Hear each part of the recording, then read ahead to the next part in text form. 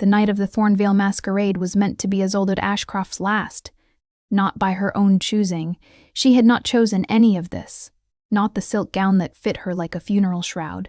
Not the mask painted in ivory and ash. Not the cold hand of Lord Gregor Voss pressed against the small of her back as he guided her through the candlelit ballroom of Caravoss Manor. She had not chosen to be sold, quietly and legally, into a union that smelled of old money and older cruelty. She had been 22 when the contract was signed. She was 23 now, and the difference was simply 1 year of learning what Lord Gregor was beneath his tailored coats and careful smiles. The ballroom swelled with masked figures, merchants, minor nobles, and things that wore the shapes of men but moved with a stillness that set her teeth on edge. Caravoss Manor sat at the edge of the Velmore Highlands, where the old family still kept old customs, and the lanterns burned in colors she did not have names for. She had stopped trying to name things she didn't understand. Understanding them had never protected her. "You look pale," Gregor said at her ear.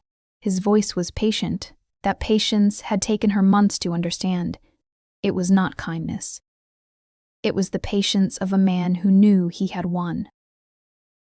"I feel fine," she said. "You always say that." He smiled and withdrew to speak to a cluster of men in dark coats. Business. Always business. She was an ornament on the edge of his life, noticed only when she displeased him or when she was useful. She moved toward the edge of the room, where the long windows opened onto the upper gallery. The crowd was thick. The music was strange. Minor key strings that seemed to press against the inside of her skull. She climbed the curving staircase to the second-floor balcony, not because she had a plan, but because the air below had become unbreathable. The balcony overlooked the courtyard, stone railing, black with weather. The night beyond it was vast and cold and full of stars that didn't seem to belong to the sky she'd grown up under. She heard him before she saw him. Gregor, behind her, his footsteps measured and unhurried, but his breathing wrong, too controlled, too purposeful. She turned. He was not alone. The 2 men with him were not men she had seen at the party. They had the kind of stillness she had come to dread in this house. "Isolde," Gregor said. "Come inside."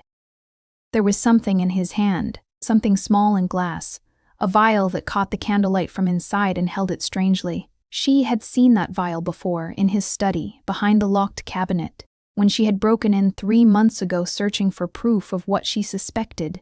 She had found the vial. She had not known what it meant. She knew now, looking at his face, that she had run out of time to learn. "What is that?" she asked, and hated that her voice did not tremble. "Something that will make things easier," he said. "For both of us." She believed him. That was the worst part. She believed that whatever he meant to do, he had convinced himself it was mercy. Men like Gregor always had. She looked at the railing behind her. 3 stories down, the courtyard stones were pale in the moonlight. She looked back at the vial, at the 2 men moving to flank her, at the distance between herself and Gregor's careful smile. She made a calculation that was not really a calculation at all. It was a refusal. She climbed the railing. Isolde, she jumped. The wind hit her like a hand pressed flat against her chest, and for one impossible moment, she was weightless. The stars above her and the stones below and the strange music still filtering through the windows, and she thought, at least it will be quick. She did not hit the stones. Something caught her. Not the ground. Not anything she had words for. An impact that was not violent. Arms that closed around her with a precision that suggested they had caught falling things before, that arrested her momentum without jarring her spine, that held her suspended 3 feet above the courtyard with a stillness that should have been impossible. She couldn't breathe. She looked up. He was tall, dressed in black so dark it seemed to absorb the moonlight. And his face, pale, angular, still as carved marble, was looking not at her, but upward, toward the balcony she had just left, with an expression of cold and absolute attention. His eyes, when they finally moved to her face, were the color of dark amber lit from behind. He had caught her in midair. He was holding her now as if she weighed nothing, which she knew she did not. "You jumped," he said. His voice was low and unhurried, like something that had learned patience in a different century. "Yes," she said. It seemed like the only honest answer. Above them, on the balcony, she heard Gregor's voice. Sharp now, the patience cracked. And the sound of movement, footsteps, the scrape of boot against stone. The man holding her looked up once more. Something passed across his face, not surprise, not indecision, more like recognition, as though he had expected this night, or one very much like it, and had simply been waiting for it to begin. "Hold on," he said. And then they were moving, and the courtyard fell away behind them, and Isolde Ashcroft understood that she had escaped one death, only to fall directly into the hands of something far older and more dangerous. She held on anyway. She did not lose consciousness. She wanted to. Fainting would have been easier, would have given her time to not understand what was happening to her body, which was being carried at a speed that her mind refused to process accurately. The world blurred. Cold air tore past her face. And then, abruptly, stillness. A room. Stone walls hung with dark tapestries. A fire already burning in a grate that should not have been lit. No one had been expecting her. A chair beside it, high-backed, old. A single candelabra on a table beside a stack of books with spines she couldn't read from this distance. He set her down with the same precision with which he had caught her. Not gently, exactly, but with a complete absence of carelessness. Her feet found the floor. Her knees did not buckle, which surprised her. She turned to look at him properly for the first time. He was older than he looked, which was a thought that didn't quite make sense until she followed it. He looked perhaps 30, if she was being generous with the word looked. But there was something about the way he occupied the room, the way he stood near the door without touching it, the way his stillness wasn't the stillness of a man at rest, but of something that had simply decided not to move. That suggested 30 was not a number with any relevance to him. "Where are we?" she asked. "Velmore, west of the manor." He moved to the table and poured something from a glass decanter into a small cup, which he set on the arm of the chair nearest her without offering it to her directly. "Sit, if you'd like. You've had a shock. I jumped from a balcony." "You did. You caught me in the air." "I did." He seemed disinclined to elaborate, which she found either infuriating or reasonable. She hadn't decided yet. She looked at the cup. It was dark liquid. Wine, or something like it. She didn't touch it. "Who are you?" she asked. He was quiet for a moment, not the quiet of evasion, more the quiet of someone deciding how much of a true answer to give. "Valerian," he said. Just the one name. No title, no house, but the room around her, the stone and the tapestries and the fire that had been burning without a host, the books and the candelabra and the weight of the air itself, told her that he had more than one name and more than one title, and had simply chosen not to deploy them yet. "Isolde Ashcroft," she said, because it seemed right to offer something. "I know." She went still. "You know my name. I know your family," he said. "Or I knew them. The Ashcrofts have been in the Highlands for a long time." Something in his voice shifted. Not to warmth, exactly, but to something older than warmth. Familiarity, maybe, of the kind that outlasted the people it had been built around. "Your grandmother's grandmother lit a fire on the Velmore Ridge once that I could see from here." She stared at him. He looked back at her without apology, and she understood then. Not because of the speed or the strength or the way he had hung suspended in the air with her, but because of that sentence, because of the casual weight of your grandmother's grandmother in his mouth, what he was. "You're a vampire," she said. Yes, she sat down, not because she was weak. Because she was tired, and the chair was there, and processing one true thing at a time was already taking considerable effort. "Gregor Voss," she said. He had a vial, glass. It seemed to matter. Valerian, who had been moving toward the window, went still. "Describe it." "Small. Dark glass. The contents were, they moved like liquid, but they were almost black, and they caught the light differently than anything I've seen before." She watched his face. Even by candlelight, she could see that he had stopped breathing. Not that she'd been counting his breaths, but their absence was suddenly noticeable. What was it?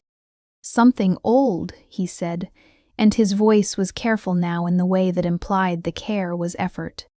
something that should not be in Gregor Voss's hands. He turned from the window. You were never meant to attend that party. I had no choice about attending. I know. He studied her for a long moment. His eyes in the firelight were still that strange amber. Not cold, not warm, but luminous, in a way that had nothing to do with the fire. The contract you signed with Voss, you understood what house he came from. I understood he was wealthy and politically connected, and that my guardian had accepted his offer. She kept her voice flat. Anger lived in her somewhere, but she had learned to store it rather than spend it. I didn't understand what he was. He is not like me, Valerian said. He is. A pause. Something that has used old methods to acquire influence over things it was never meant to touch. The vial he carried is a suppression instrument. It is used on bloodlines. My bloodline. He didn't answer immediately. He moved the chair on the other side of the fire and sat, and she noticed that even in sitting he maintained that quality of absolute stillness, spine straight, hands quiet, nothing wasted. He looked at the fire rather than at her. You should sleep, he said. You are safe here tonight. Tomorrow there will be more to explain. She wanted to push, wanted to demand the rest of it now, immediately, all at once. But she looked at the fire and at the room around her and at the controlled stillness of the man across from her, and she recognized, with a certainty that surprised her, that he was not Gregor Voss. Whatever danger lived in him, it was a different kind. All right, she said. She sat in the chair until the fire burned low, and did not sleep for a very long time, and he remained exactly where he was, watching the darkness beyond the window, guarding something she couldn't yet name. Morning in the Velmore Highlands came gray and slow, like something that had forgotten how to be bright. Isolde woke in the chair to find a folded blanket across her lap, wool, heavy, smelling faintly of cedar, that had not been there when she'd finally closed her eyes. Valerian was gone from his seat across the fire. The fire itself had burned to embers. A door off the main room stood slightly open, and through it she could see a narrow corridor, stone-flagged, lit by high windows. She wrapped the blanket around her shoulders, which was not elegant, but was warm, and went through. The corridor opened into a library. She stopped in the doorway. She had seen libraries before. The Voss Manor had one, mostly for show. The books arranged by spine color rather than subject, an ornament to wealth rather than scholarship. This was not that. This was floor-to-ceiling shelves on 3 walls, a rolling ladder on iron rails, tables scattered with open volumes and loose manuscript pages weighted down with stones or inkwells or other books pressed flat. The light came from skylights that ran the length of the ceiling, pale morning gray that still managed to illuminate the dust motes drifting between the shelves in long, slow columns. Valerian stood at one of the tables. He had a book open before him and was reading, and he did not look up when she entered. Not, she thought, from rudeness, but from the kind of concentration that was accustomed to long charity. Uninterrupted hours. She moved to the nearest shelf and looked at the spines. Latin mostly. Old French. A handful of languages she couldn't identify. Her eye caught on a title, De Sang et Pierre, on blood and stone, and next to it a narrower volume with no spine text at all. You can read them, Valerian said, without looking up, if you choose. You have a remarkable ability to notice things you appear not to be watching. An old habit. He turned a page. There is food in the room at the end of the corridor. I had provisions brought this morning. You had provisions? She stopped. From where? The village keeps accounts with this house. He said it simply as though this required no further explanation. And she supposed for him it didn't. He had clearly been here long enough that the village simply knew, the way you know to leave a certain road clear after dark, or to keep a certain name out of conversations held near water. She went and found the food. Bread, hard cheese, a pot of something that was still warm enough to suggest recent delivery, and brought it back to the library, because she did not want to be alone in a different room. She sat across the table from him and ate without ceremony, and he read without pretense, and the silence between them was unusual. She was accustomed to silences that required management, that threatened to become misunderstandings or accusations or disappointments. This one simply was. After a while she said, You mentioned my bloodline last night." He set the book down. He gave her his full attention with the same completeness he gave his reading. No half attention, no performance of listening. "The Ashcroft line has a connection to the old pacts," he said. "Agreements made between certain human families and certain older orders, centuries ago. I don't know how much of this history you've been told." "None of it." "No, you wouldn't have been." His voice didn't hold judgment, just fact. The knowledge was suppressed through the female line, which was considered the vulnerable point. Women in the Ashcroft family have been managed over the past several generations to prevent them from learning what they carry. She set down the bread. Managed. Married young. To men of a particular type. His gaze was steady. Men connected to powers that benefit from Ashcroft blood remaining dormant. Men like Gregor Voss, yes. She was quiet for a moment. Outside, wind moved through the highland grasses and the skylights shifted from gray to a thin, watery silver. "What do I carry?" she asked. "A memory," he said, "in your blood, of a covenant made before you were born." "With your kind?" "With mine, yes, among others." He looked at her for a long moment with that steady amber gaze, and she had the unnerving sense that he was making decisions she couldn't track. Decisions about how much, how quickly, how carefully. "There is a reason I was at the Voss masquerade last night. You were looking for me." "I was looking for the vial," he said, which was careful in a way she noticed. "You were. I knew you would be there. I had been watching the situation. The pact that your bloodline carries obligates certain protections." "So you were obligated." "Yes." He said it without defensiveness, but he held her gaze when he said it, which told her something the word itself didn't, that obligation and choice were not as cleanly separate as the sentence made them sound. She thought about that. She thought about the balcony and the stars and the weight of him catching her with no hesitation at all, no calculation, just an immediate and certain intervention. She thought about the blanket that had appeared across her lap in the night. "You said the vial was a suppression instrument," she said. "If Gregor had used it, it would have severed your connection to the covenant." His voice was quiet. "Permanently. The memory in your blood would have died with it." "Why does he want that?" "Because the covenant, once activated, has protections that would make you very difficult to control." He looked at the table, at the open book, and Gregor Voss requires control. She understood. She had understood that part, in her own way, for months. "What activates it?" she asked. He said nothing for so long that she thought he might not answer. "A blood exchange," he said at last, "between the covenant bearer and the covenant holder." She looked at him across the table, at the stillness of him, at the fire-colored eyes carefully directed away from her, and understood that the conversation had just moved onto ground that neither of them was prepared to walk yet. "Eat your bread," he said. "There is more to tell. The wound was her own fault, or so she told herself afterward. She had spent the afternoon in the library while Valerian moved through the house with the quiet efficiency of someone managing concerns she was not yet privy to. Twice she heard his voice, low and unhurried, speaking in a language she didn't recognize to someone she couldn't see. Through a door, perhaps, or in a room adjacent to the library. The house had more rooms than she had mapped. She suspected it had more rooms than were immediately visible. She had pulled the book with no spine title from the shelf. It was heavy, bound in something that was not quite leather, and when she opened it, the pages were handwritten in a small, precise script.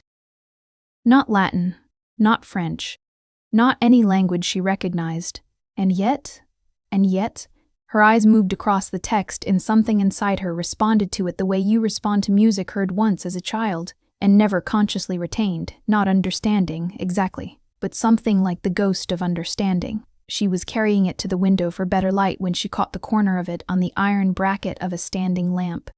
The book fell. Her hands went out instinctively. The edge of one of the iron fixtures on the bracket caught the back of her left hand as she lunged for the volume. A shallow cut, fast and sharp, the kind that stings more than it bleeds, except that it bled.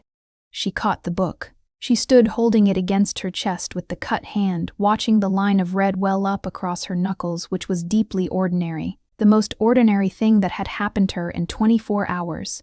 She exhaled, and then the room changed. It didn't change visibly. The shelves were still there, the skylights, the scattered books, the pale afternoon light that had replaced the morning gray. But something in the quality of the air shifted, or something in her shifted, or both simultaneously. A sensation like a door opening that she hadn't known was closed, a sound at the very low edge of hearing that was less a sound than a vibration, a pressure that moved through her sternum and up her throat and behind her eyes. She saw something.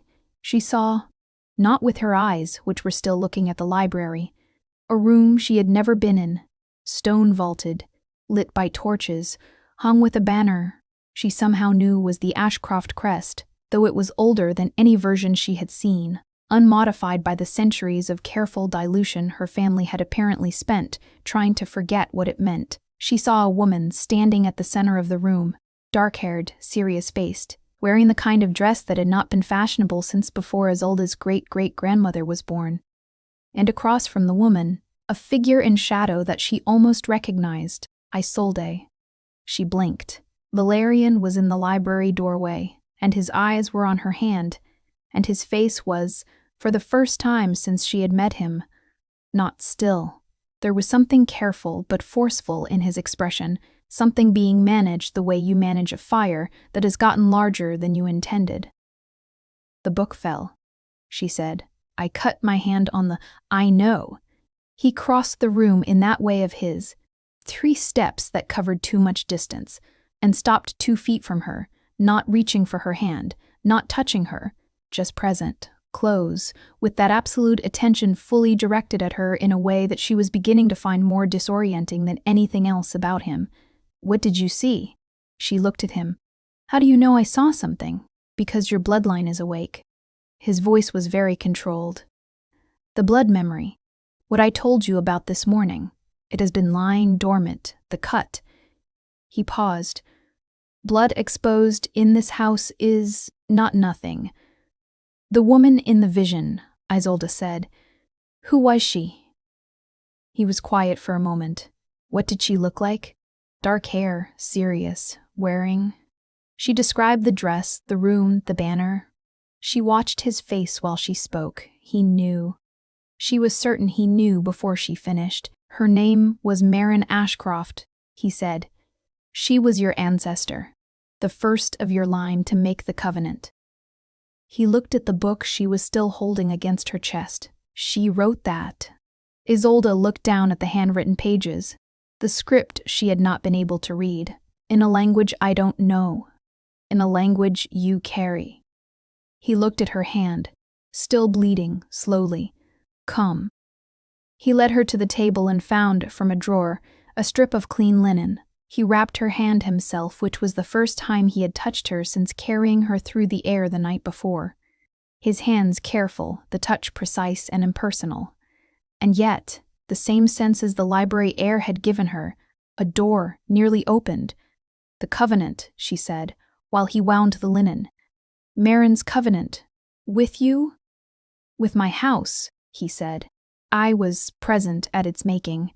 He tied the linen off neatly and released her hand. "I was not the one she made it with." "Then who?" He looked at her for a long, complicated moment. "My brother," he said. And the word carried something that was not grief exactly, but was the place grief had worn smooth over a very long time. She thought about that. "He's dead." "Yes, and the covenant transferred to you. When a covenant has no named holder, it seeks the nearest blood." His voice had gone very quiet. "I have been the named holder for 200 years. It has not been an active obligation until recently." She looked at her wrapped hand and then at the book on the table.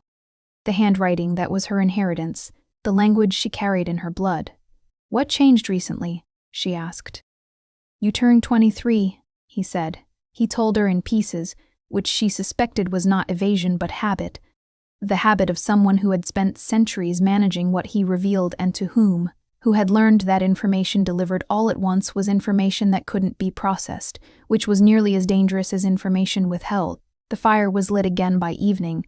She suspected the house managed certain things on its own, or that something managed them, and they sat on opposite sides of the library with the book of Marin Ashcroft's handwriting open on the table between them, and Valerian spoke carefully into the firelight.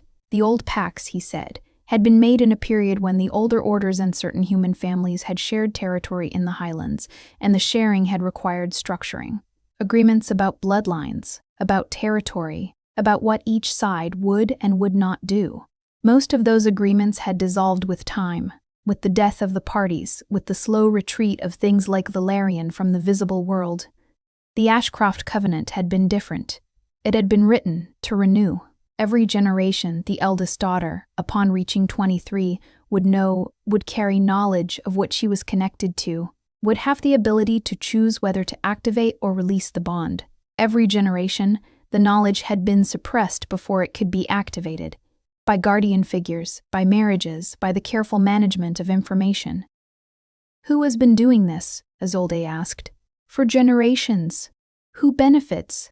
There are human factions, Valerian said, who have built their power in part on the silence of bloodlines like yours. If the Covenant activates, certain protections become available to the Ashcroft line that make them difficult to use, difficult to marry off for political purposes, difficult to suppress. Protections from your house. From the Covenant, yes. Mine is the nearest active blood. She thought about this. She thought about her grandmother, who had died young, her mother, who had died younger, her guardian, who had handed her to Gregor Voss at 22 with the particular efficiency of someone completing a task that was only incidentally about her. My guardian was part of this. I believe so, yes. His voice was quiet, not gentle. He didn't seem to have gentleness, exactly, but careful, in the way of someone who understood that the truth had weight and should not be thrown, and Gregor Voss has connections to the faction that benefits from your line remaining dormant. The vial he carried, the suppression instrument, is not something you find at a market. It requires knowledge of old craft and significant resources. He leapt at the fire. He was not going to wait. She was silent for a moment, absorbing this, arranging it alongside everything she had already known about Gregor and the manor and the long year of careful management she had lived through. You said, you've been the Covenant holder for 200 years. She said, in all that time, the women of my line, I watched each of them reach 23. His voice had gone somewhere quiet and flat, which she recognized as the register of things he had decided about, rather than things he merely thought about. And each time, before I could act, the suppression had already occurred. The Covenant remained dormant.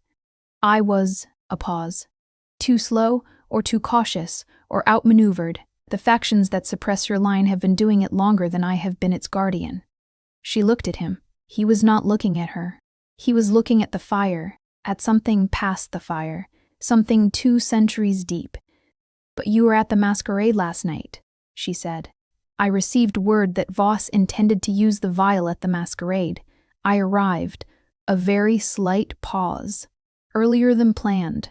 I had not expected you to jump. Something that was almost expression moved across his face. No, he said. I had not expected that. I ran out of time to think of alternatives, she said. You had more courage than alternatives, he said, and it wasn't quite a compliment. It was more like an observation, precise and unadorned. But she felt it land somewhere in her chest with more weight than a compliment would have. She looked at the book. Marin, she said, did she activate the Covenant? Yes. What happened to her? He was quiet for a long time. She lived a long life, he said finally. Longer than her neighbors expected. She had 3 daughters. He paused. She was the last of your line to activate the bond before the suppression campaign began. The first suppressors, they knew what she had activated. They started with her daughters. With her granddaughters, he said. It was subtle at first. She closed the book. Her wrapped hand rested on the cover, on the material that was not quite leather. She wondered now what it was. She decided she didn't want to know yet. If I activate the Covenant, she said, What happens to Gregor Voss's access to my line? It ends. And I become, what? Connected to your house. The covenant provides protections. It also creates obligations. He looked at her then, directly. And she made herself hold the gaze even though there was something in it that was difficult to look at without looking away. Not threat, but depth, the depth of something old and complicated and not entirely explainable by the vocabulary she currently had. They are not obligations of servitude, Marin negotiated well, but they are real. What kind of obligations? You would carry the memory, he said. All of the memory, everything Marin and the covenant hold, and you would be, another careful pause, known to my kind as under protection of my house. She thought about what it meant to be known by his kind. She thought about last night, the figures at the masquerade with their particular stillness. She thought about being the property of Gregor Voss versus being whatever this would make her. Tell me about the blood exchange, she said. He looked at the fire. Not tonight, he said. She found the other room on the third night. She had not been confined. He had not told her she could not explore the house, and she had taken that as permission, which was perhaps not how he had intended it, but was how she had needed it. The house was larger than its exterior suggested, which she had stopped questioning after the first day. Stone corridors, some lit by lanterns she never saw attended, some lit by nothing at all. Rooms that appeared to be used and rooms that appeared to have been closed against something. Doors that did not open and doors that did. She had been mapping it in her mind, the way she had mapped the Voss manor, emergency routes, blind corners, where she was most and least visible.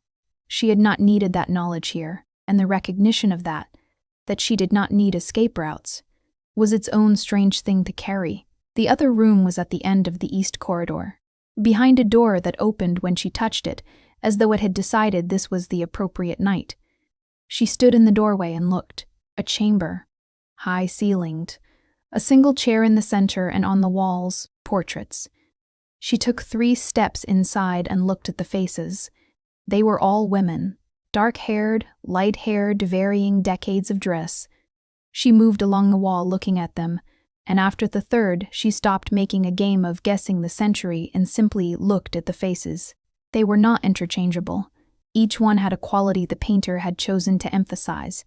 This one her steadiness, that one the set of her jaw, the next one her eyes, which had a quality she almost recognized, and the oldest portrait, at the far end of the room, was a woman in a dress she recognized from the vision, Marin.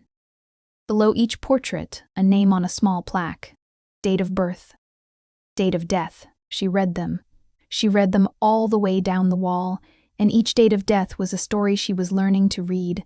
This one at 23, this one at 22, this one at 25, and she understood that she was looking at her line, at all the women who had come before her, and that she was looking at the evidence of what had been done to them. She heard him in the doorway behind her. She did not turn. You painted these, she said. I commissioned some, he said. I painted others. A pause. Over time. They died young. She looked at Marin's portrait, at the woman who had been the last to survive, who had lived a long life and had 3 daughters, whose granddaughters had been the first to be managed. You watched this happen. Yes. For 200 years. Yes. His voice held something that was not defense and not apology, something beyond both. The register of someone who had run out of defenses long ago and had moved into something colder and more honest. I was not fast enough. Each time I believed I was closing the distance, and each time the factions were faster. He moved into the room, not toward her, but to stand beside the portrait at the near end of the wall. I have not been idle. The faction that suppresses your line has fewer members now than it did 100 years ago. Some of that is natural attrition. Some of it is not. She turned to look at him. You've been fighting this. It is the Covenant's obligation. You've been fighting this alone, she said, for 200 years, for women you were never able to protect. He didn't answer that. He looked at the portraits, at the faces he had watched or heard about or arrived too late for, and the stillness he carried had something in it that she recognized now. Not the stillness of indifference or coldness, but the stillness of a grief that had nowhere to go because it was always adding to itself, always finding new weight. "There is something else," he said. "Something I have not yet told you." She waited. "The vision you had," he said. "When you cut your hand, you saw Maren making the covenant." "Yes. What you could not see from your position in the memory was who stood across from her." He looked at the portrait of Maren. "My brother was not the one she chose." She went still. I said the covenant was made with my house." That was true. He turned to look at her, and in the candlelight of this room, his face was stripped of something. The careful management was still there, but beneath it, something older and more exposed. "The covenant was made with me. Maren chose me. My brother was the stated reason I was present, the political cover. But the covenant is mine." She understood, with a slowness that felt physical, what this meant. "You have been the holder for 200 years because you were always the holder." "Yes." "It wasn't inherited." "No." She looked at Maren's portrait, at the steadiness the painter had chosen to emphasize, the set of her jaw, the quality of her gaze. She looked at Valerian beside it, and something moved through her that she did not have a clean name for. Not pity, not sympathy. Something larger and less comfortable than either. "She's been dead for 200 years, Isolde said. "Yes." "And you've been holding the covenant," he said. "Yes." She turned away from the portraits. She walked to the door, and she stopped in the doorway, and she said without turning, "Valerian, for 200 years, was there any version of this you did for reasons other than the covenant?" The silence was very long. "No," he said. "And yes." She went to bed. They came on the 4th day. Isolde was in the library when she heard the horses, not on the road, which wound down from the highland ridge but from the direction of the standing stones to the north, which meant they knew the old approach, which meant they were not human or were not entirely human or the kind of human that had been educated by something older. She went to the high window and looked. 4 riders, black-cloaked, moving at a pace that was too measured to be casual. Behind them, on foot, a figure in white that stood out against the highland grey like a wound. Valerian appeared in the library doorway. "Go to the inner room," he said. "Who are they?" "The Velmore Council." His voice was the same it always was, but there was something in it that she had not heard before. Not fear, not exactly. The particular attention of someone who has been expecting a confrontation and is now calibrating how to manage it. "They have jurisdiction over my kind in this territory. They were likely notified of my intervention at the masquerade. Your intervention saved my life. It also activated certain covenant protocols." He was already moving, and she followed him because standing in the library seemed worse than following. "The council has a vested interest in covenanters remaining dormant." She stopped walking. "They're part of the faction." "Not all of them. Some of them are." A careful pause. "Convinced by certain parties that dormancy serves order, that activated bloodlines create instability." He looked back at her over his shoulder. "Go to the inner room. Stay quiet." "I'm not going to hide in a room while Isolde." He stopped. He turned to face her fully, and she was close enough that she had to look up slightly, and the quality of his attention at this distance was considerable. "I am not asking you to hide. I am asking you to not be visible until I understand what they know and what they intend. There is a difference." She met his gaze. She thought about Gregor Voss's patience, the patience of someone who had already won. She thought about how different this was, how Valerian was not telling her that this was for her own good, or that she wouldn't understand. He was explaining the tactic. He was treating her like someone whose survival mattered to the plan, not someone whose opinion was an inconvenience. "All right," she said, "but I want to be able to hear." A flicker of something crossed his face, not quite a smile, but adjacent. "There is a passage beside the main hall's east wall. It was built for this purpose, in less diplomatic times." He showed her the passage entrance, a section of wall that moved on hidden pins, revealing a space barely wide enough to stand in. And she slipped inside, and the wall closed behind her, and in the thin strip of light through a decorative lattice, she could see the main hall. The council arrived with more ceremony than numbers. 4 vampires, old by the measures she was developing for reading their kind, and the white-clad figure, who was not vampire, human, but carrying something in their posture that suggested long familiarity with the old orders. And behind them, stepping through the main door with the careful confidence of a man who had been promised something, came Gregor Voss. She forced her breathing to stay even. The council's representative, she assumed from his position, the one who stood slightly forward, spoke first. Lord Valerian, you were seen removing a human woman from the Voss masquerade without the consent of her contracted guardian. I was seen preventing a suppression ritual from being performed on an active covenant bearer, Valerian said. His voice was unchanged, the same low, unhurried register, the same absolute absence of defensiveness, which is well within covenant law. The covenant is dormant. The covenant is waking. He said it simply. The blood memory activated 3 days ago. If the council has questions about the legal implications, I am happy to discuss them. Marin Ashcroft's original covenant was explicit on the point of bloodline protection once the memory initiates. A murmur among the council members. Gregor remained silent, which she suspected cost him effort. The girl has not completed the exchange, said another council member.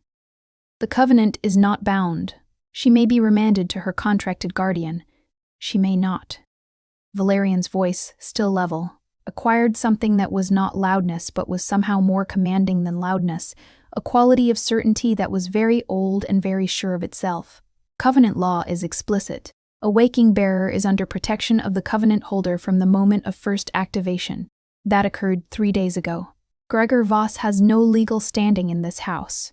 Gregor spoke for the first time. She is my wife. She is a covenant bearer, Valerian said, and you attempted to perform a suppression ritual on her. I have the vial you carried. If you wish to continue this conversation before the full council rather than a regional committee, I am prepared to do so. The silence in the hall was the kind that came from someone recalculating. The white-clad figure spoke, low voice, careful diction, the practiced neutrality of a legal functionary. The matter will be reviewed by the full council within a fortnight. Until that time, the bearer remains in the custody of the covenant holder under ancient law. Lord Voss's claim is suspended, not dismissed. Gregor's smile was the particular smile of a man who was being patient. A fortnight is a long time, he said pleasantly. It is, Valerian agreed. In the passage, Isolde pressed her back against the stone wall and breathed. A fortnight. 2 weeks in which Gregor would be making preparations, in which the council members who belonged to his faction would be building their case. 2 weeks in which the only thing standing between her and suppression was a 200-year-old covenant and the man who had been holding it alone. She was, she realized, going to need to be more than something that needed protecting. That night, she told him, I have to complete the exchange. He was in the library, as he so often was, standing at the window this time rather than at the table, looking out at the highland dark that had settled over the grasses and the stone. He did not turn when she spoke. You understand what that means, he said. You explained it to me. I explained the mechanism. He turned then. Not what it will feel like, not what it means to carry 200 years of memory in a single night. She considered this. What does it feel like? He was quiet for a long moment, looking at her with that steady amber gaze, and she thought he might decline to answer, might retreat into the careful management of information that had been his mode for most of the past 4 days. Instead, he said, I have no reference. No bearer has completed the exchange with me. She had not expected that. In 200 years, each time the bearer was suppressed before the exchange, or, a pause, there was one who reached the appropriate stage, who understood what she was connected to, who wanted to activate. He looked back at the window. She was frightened of me, ultimately. The memory she carried showed her what I was in earlier centuries, and she could not reconcile it. He said this without self-pity, which somehow made it worse. Isolde was quiet for a moment. What were you in earlier centuries? He glanced at her. More dangerous. Than now. Then now, yes. Something almost wry in his voice. I have had time to calibrate. She moved to the window and stood beside him, a careful distance, looking out at the same darkness. After a moment she said, I looked at all the portraits in the other room. I read all the dates. I know, the last one died 8 years ago. She said it to the window. Elena, it said on the plaque, 22 years old. He said nothing. You were there? I was too late. His voice was very quiet. By 12 hours, the suppression had already been administered. A breath, deliberate, controlled. She had written a letter, addressed to the covenant holder, because she didn't know who I was, only that I existed. She wrote that she had found her grandmother's papers and understood what she was connected to, and she wanted to know if someone would come. Isolde looked at him in profile. He was not looking at her. He was looking at something 12 hours away. I came, he said, 12 hours too late. She turned back to the window. Then you know, she said quietly, that I'm not going to be managed out of this. He turned to look at her then, and she made herself hold the gaze steadily, his face so still, the amber eyes holding something complicated and old and, she thought, something more recent, layered over it. Something that had been added in the past 4 days rather than the past 2 centuries. Isolde, he said, and the way he said her name, not commandingly, not carefully, just directly, as though it was simply her name and he was simply saying it, did something to her chest that she noted and set aside for later. The exchange requires proximity, contact. He paused. My blood and yours. I will need to. I know what it requires, she said. I want you to be certain, Valerian. She turned to face him fully, and she kept her voice level and her expression steady, which was the only kind of courage she had ever had, the quiet kind, the internal kind, the kind that didn't broadcast itself. I have been managed and suppressed and handed over and nearly drugged and junked off a balcony in the past week. I am certain. He looked at her for a long moment. Then, the exchange isn't tonight. She blinked. Why? Because you need to understand what you are agreeing to completely, and that requires more than 4 days. He moved away from the window, back toward the table, and she recognized that he was giving her space. Not retreating from her, but making a deliberate room in the conversation. There is more of the memory that needs to surface first. More of Marin's writing that you should read. I will not. He stopped. I have been the holder for 200 years. You will live with this covenant indefinitely. I will not rush it. She looked at the back of him, at the straight spine and the controlled stillness. You were at the masquerade to protect me, she said. Yes. But you could have waited. You could have let me be taken and stopped the vial by another method. You didn't have to catch me. He turned. No, he said. I didn't have to. Then why? Because you jumped, he said simply, and I was there. She held that. Outside, the highland wind moved through the grasses with a sound like breathing, and the fire in the grate shifted, and the candlelight moved in a long, slow wave across the shelves of books and the portraits of faces she was slowly beginning to know. She crossed to where he stood by the table, stopping close enough that she had to look up slightly, in the way she had come to find less disorienting than she expected. His nearness was not threatening, which was still a new enough experience that she noticed it. She reached up and placed her hand, the wrapped one, the cut hand, against the side of his face. Just that. Just the pressure of her palm against his jaw. He went very still, stiller than he usually was, which was saying something. She withdrew her hand after a moment. Read me what Marin wrote, she said, from the beginning. He sat down, and he opened the book, and he read, and his voice in the firelit library moved through the handwritten pages of a woman 2 centuries dead, and Isolde sat across from him and listened to her own history, and the space between them was no longer empty. He had not read Marin's words aloud before.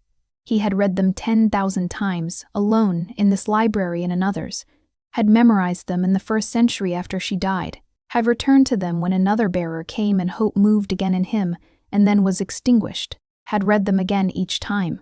He knew them as you know a scar, intimately, without having chosen the intimacy, but reading them aloud, to Isolde, who sat across the table with her wrapped hand in her lap and her face quiet and attentive. Reading them aloud was different. Marin's voice came through, which it had not done in silence. The rhythm and the precision of her, the way she had thought about the covenant not as a transaction but as a structure for something that already existed and needed form. He heard in the words he was speaking what Marin had been. He heard how Marin had felt about him. He had known, intellectually. She had told him once before the covenant was made, standing in this room with the fire behind her, and he had not known how to respond. He had been old even then, and the things he had felt had been complicated by what he was and what he had done, and the long catalogue of reasons that he had kept between himself and others, like a particular kind of wall. He had not read those sections when alone. He read them now. Isolde did not speak when he finished the relevant passage. She sat with the words in the air between them, and he watched her. This was the covenant holder's prerogative, perhaps, or simply the oldest habit he had, watching the bearer's face. She loved you, Isolde said. Yes, and you, I was. He stopped. He closed the book. I was not practiced then at knowing what I felt. I was practiced at decision and action and the management of things that needed managing. The difference between decision and feeling was something I was late to learn. 200 years late. Something like that. He looked at the table.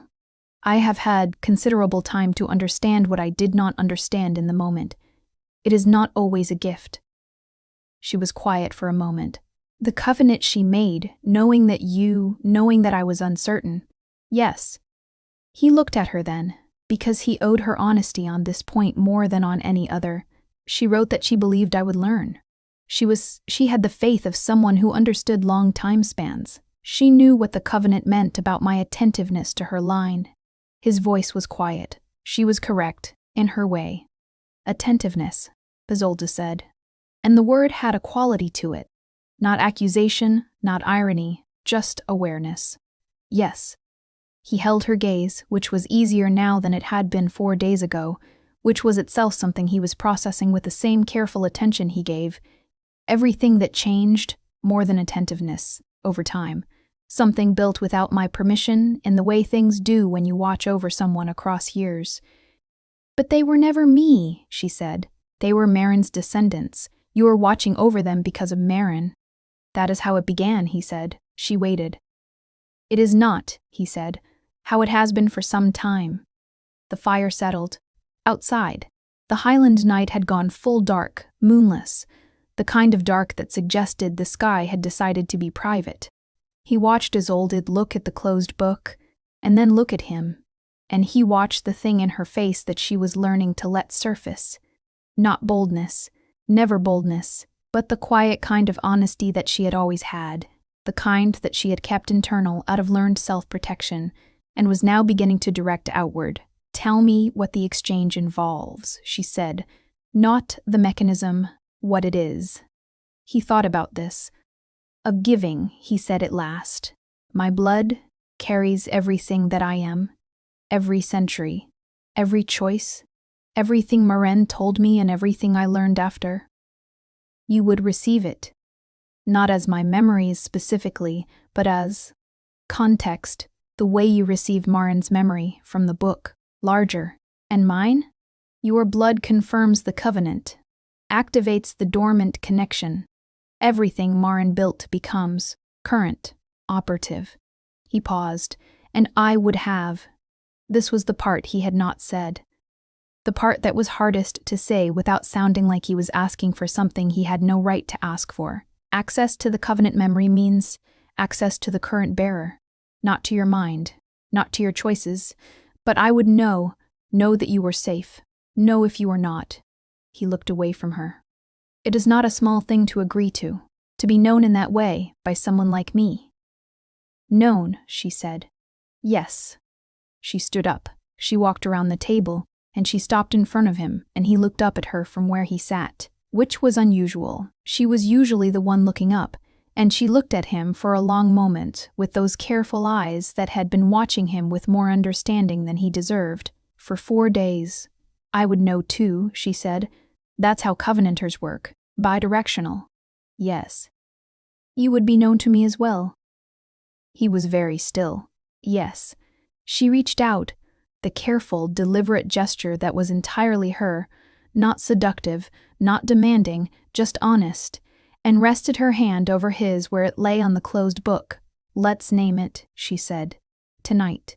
He looked at her hand on his. 200 years, and the fire at his back, and Marin's voice still in the air from the reading, and Isolde Ashcroft standing in front of him on the night before a fortnight would run out, and something in him that had been carrying weight for a very long time setting it down. "Tonight," he said. The exchange did not happen in the library.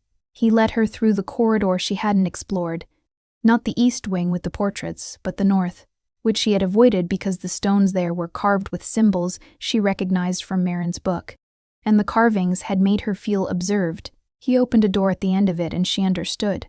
The room was old, not old the way the rest of the house was old, but old the way the standing stones were old, the way the hills were old, the way certain things existed before there were words for what they were. Stone floor. A single window, uncovered, looking north to where the highlands ran out into black sky. No furniture, but a low stone table in the center and, on the walls, more text in Marine's language, in her grandmother's grandmother's language, carved directly into the stone. "She came here," Isolde said. "Yes." Valerian moved to the window and stood with his back to it so that the night framed him, the black sky behind his dark coat, the highland emptiness. "The covenant was made here. The stones hold it. Carry it. They've been holding it dormant."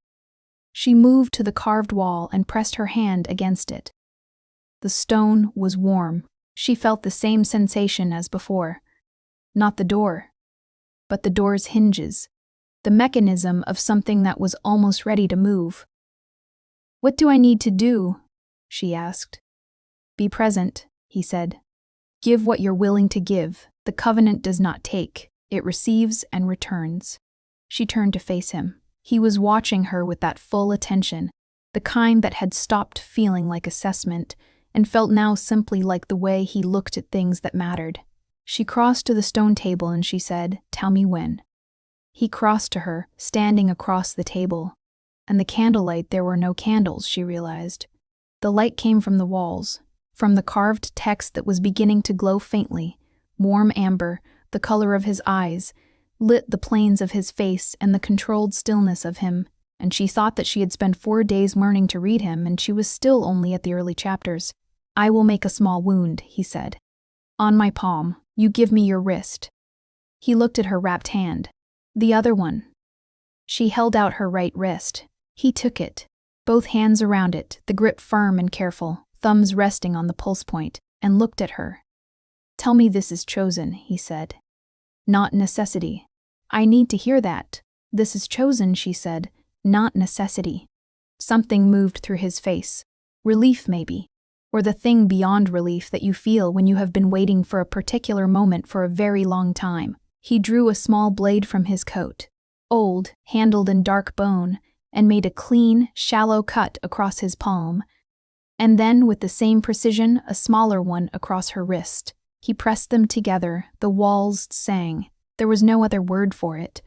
The carved text lit from warm amber to white, and the sound that came from the stone was not vibration, but was something that activated the part of her that was not quite hearing, the part that had responded to Marin's language in the library. And she felt the covenant open, not like a door, like a landscape, like stepping out of a room into a space with no ceiling, no visible edges. The world of the covenant, which was centuries of tended and protected knowledge, 200 years of a man standing watch in the dark. Marin's faith written into stone. The long, patient structure of something that had been waiting for exactly this.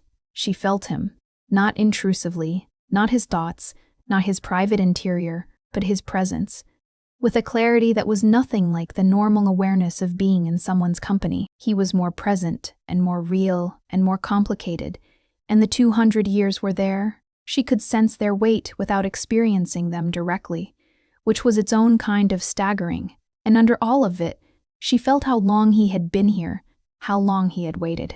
Not in self-pity and not with impatience, but with the particular kind of faithfulness that didn't require an audience or a reward, that simply persisted because it was what it was. She understood, in that moment, what Marin had believed about him. And she understood that Marin had been right. He was very still across the table from her, his hand around her wrist, his palm against hers, his eyes closed. She watched his face. The stillness there was different from its usual quality. It was the stillness of someone receiving something and choosing not to deflect it. She felt him feel her, not what she thought, what she was. The endurance, which he would call courage. The grief she had been storing for years, which had needed somewhere to go. The careful washing of exits that was slowly, in this house, becoming unnecessary. All of it given, not taken. Given. Because the covenant received and returned, the walls settled back to warm amber. He opened his eyes. He was still holding her wrist, very gently, his thumb resting over the small wound which had already stopped bleeding. The covenant's doing, or his blood's, she wasn't sure yet. There was much to learn. He looked at her with an expression she had not seen on his face before, unguarded. Simply himself. Without the management. "Isolde," he said. "I know," she said. And the knowing was mutual. And the room held it. And outside the Highland night ran all the way to the horizon with nothing in the way.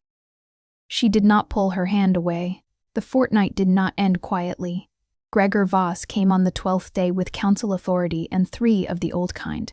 Not Valerian's kind of old, which had earned its age, but old in the way of things that had grown powerful by consuming rather than enduring, with a deliberate leached quality that Isolde could feel now, the way she felt weather changes in her blood. In the covenant that ran through her like a second circulatory system, she was still learning to read. She was in the north room when it began. Not hiding. Standing at the window, watching the approach across the highland grasses with a clarity that was new. The covenant carried information the way good maps carry territory. She knew where Valerian was in the house. She knew that he had felt their approach 2 minutes before she had. She knew that he was choosing to meet them at the threshold rather than within. She went down.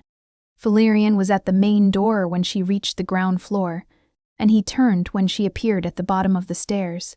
Something moved across his face, not concern for her safety exactly. The covenant told her he was not afraid she would be hurt, more the expression of someone who had expected to be facing this alone and was recalibrating. "The covenant is active," she said. "I have standing." A pause. "You do," he said. They met them at the threshold together. Gregor looked at her the way he always had. With that particular patience, as though she were a situation that had become complicated, but remained ultimately manageable. He had a legal functionary beside him, the white-clad figure from before, and 2 council members she hadn't seen previously. The 3 old ones stood behind, not moving, not speaking. "Lady Ashcroft," said the legal functionary, "the council has reviewed the covenant claim. While the activation is acknowledged, the activation is complete," Valerian said. "The exchange occurred 8 days ago. I have documentation consistent with Marin Ashcroft's original covenant terms." The functionary paused. "The council will require verification. The council can verify at any time." Valerian stepped back and gestured into the house. "I invite the council's verification party to attend. The room holds evidence of completed exchange that will be immediately apparent to any of the old kind." The older council member, the one who had not been part of Gregor's faction, the one whose silence during the first visit had felt like neutrality rather than conspiracy, stepped forward and went inside. They were gone for less than 5 minutes. When they returned, their expression was unreadable, but their posture had changed. "The exchange is complete and valid," they said to the group. "The covenant is operative under ancient law. Lord Voss's contracted claim is superseded." Gregor's patience finally showed its underside. "That girl is my wife. She is an active covenant bearer," the neutral council member said, not looking at him.